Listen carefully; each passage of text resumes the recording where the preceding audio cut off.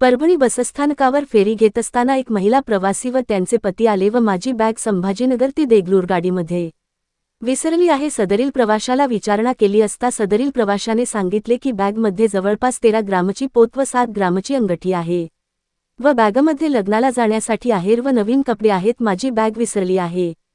सदरील प्रवाशाचे ticket पाहिले असता जालना ते नांदेड प्रवास करीत आहेत व वाहकाचे नाव पाहिले असता देगलूर आगार हुसेन वाहक। सदरील देगलूर आगाराचे वाहक संभाजीनगर ते देगलूर ड्युटी करणारे यांना फोनद्वारे विचारले।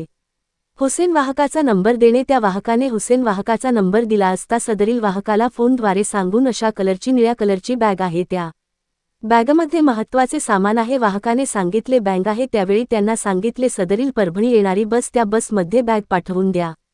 नांदेडकडून परभणीला येणारी शिवाई गाडी वाहक वळसे व पठाण चालक यांनी सदरील बॅग घेऊन आले असता बस स्थानकावरील वाहतूक नियंत्रक नलावडे व राम टेके व बस स्थानकावर पोलीस चौकी येथे काम करणारे वावळे व इतर पोलीस कर्मचारी यांच्या समक्ष सदरील प्रवाशाला सोने व नगदी स्वरूपात 10,500 व सामान अशी बॅग परत केली। त्यावेळी त्यांनी सुरक्षारक्षक रेवणवार बालासाहेब यांचे मनापासून अभिनंदन केले। खरंच परभणी आगारात परभणी बस स्थानकावर काम करणारे रेवणवार यांनी भरपूर प्रयत्न करून माझी बॅग व माझे सोने व माझे नगदी स्वरूपात रुपये परत केले। त्यांनी मनापासून अभिनंदन केले व शुभेच्छा दिले। सदरील प्रवाशाचे नाव दिनेश नामदेव कांबळे व संगीता दिनेश कांबळे, राहणार धारणी, जिल्हा अमरावती, दुर्गामाता मंदिर जवळ धारणी असे आहे।